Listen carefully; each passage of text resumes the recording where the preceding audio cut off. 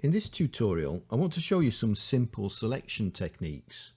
I've got this photo and I'm going to use it to do some basic adjustments using the quick and dirty method, if you like. This means I'm just going to change the colours of the pixels directly on this single layer.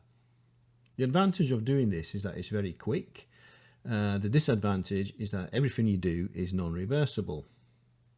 So please make sure, if you do this to a photograph, that you have backed up your photograph somewhere. Just make a copy of it and save it under a new file name and work directly on the copy. In a later video, we'll have a look at how we can make the same adjustments in a reversible way using layers. So, just looking at this picture, I can see that there are several problems with it. The sky is okay. It's kind of a dull day, so you know, it adds a little bit of drama to it with the grey clouds. We don't want to mess with that too much. But the buildings are too dark, and I think there seems to be some kind of weird green tint to everything. So I need to make some tonal and colour adjustments to it, and I need to do these adjustments selectively rather than globally so that I avoid the sky. Now generally things appear darker when you place them next to something very bright, so I'm not worried about the top half of a building against the sky being dark because that's a natural contrast effect. However, the bottom half of a picture needs to be brightened up a bit. So I need to make a selection that only affects the bottom half, leaving the sky untouched. Now I could use the magic wand here. I've done it hundreds of times before, but it can be messy and it can take a while. So I'm going to start with the object selection tool.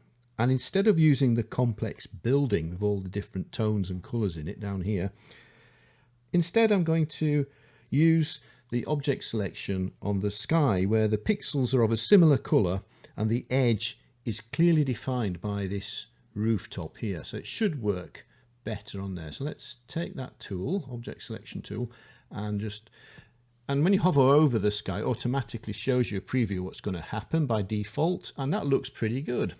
I'm going to go with that, so I'm just going to left click, give it a few seconds to make sure it's applied, and then I'm just going to switch back to a normal selection tool, and that's left me with a selection.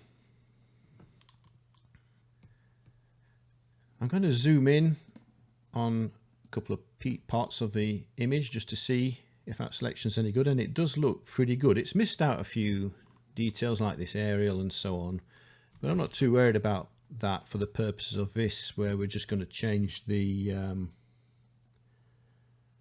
colour and contrast a little bit. It looks pretty good.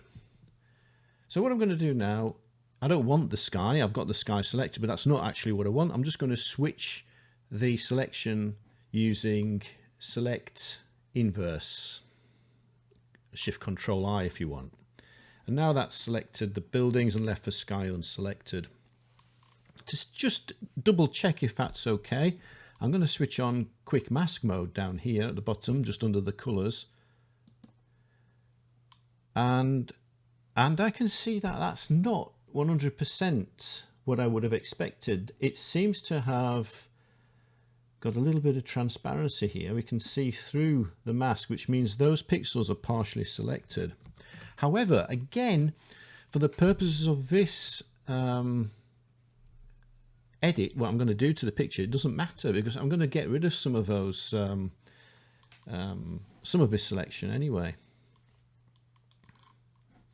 In fact, we can do that right away while we're in quick mask mode because I want to make sure that the top of the building doesn't get too bright. So I'm going to take an eraser tool. We want quite a big brush here, definitely a soft edge. And usually when you do things like this, you want to have the opacity quite low. I'm just going to go around the edge of that there a little bit like this. Okay.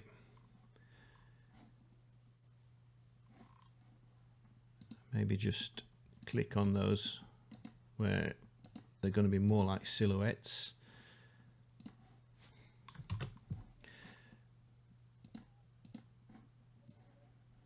Okay, I think that should be okay. I'm going to switch to quick mask mode off now.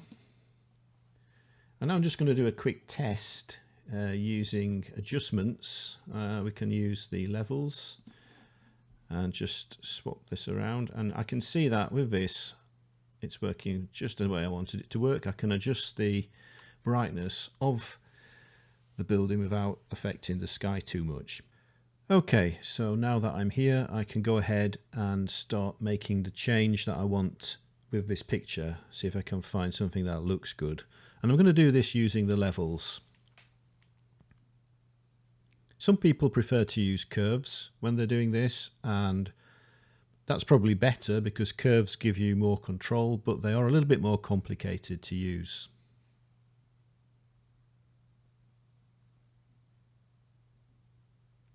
One thing to remember is when you've made an edit like this, make sure you're happy with it, because a few events down the line, you can't come back and change it again. This is a non-reversible change we're making here. So the other thing I said that maybe needs checking is the colour. It's got this weird green tint to it. You can see that the road down there looks very green. And so let's have a look at the colour balance, adjustments, colour balance. Let's try increasing the red a little bit. That's definitely improved it a bit. I can just switch the preview on and off there. You may be able to just see that there's a subtle change there. It looks more, a little bit warmer. That road's still very green though. So what I'm going to do now is I'm going to deselect the building, Control D, and I'm going to switch the quick mask mode on. And this time I'm going to try and select the road. Now I could use a brush tool and just paint it all in, this road selection here. That will be fine. Well, if we can get the right size brush, we could just paint it in. But instead of that, I'm going to take the gradient tool and just see if we can use that, because I want to show you how you can use that to make selections with. So I need to try to get it 90 degrees to this line here. Let's see if we can do that. No, that's not right. Try again. That's better. So there I've marked off that, and if I switch that now, if I switch off the quick mask mode, we've got this dotted line that shows the average location of the selection. It's still kind of got a soft edge to it, and I can just go into adjustments and levels just to check whether that's actually working, and it is. So now I can get rid of that green by selectively changing the color balance, and I probably want to add a bit more red to it again. There we go. Maybe a bit of blue in there.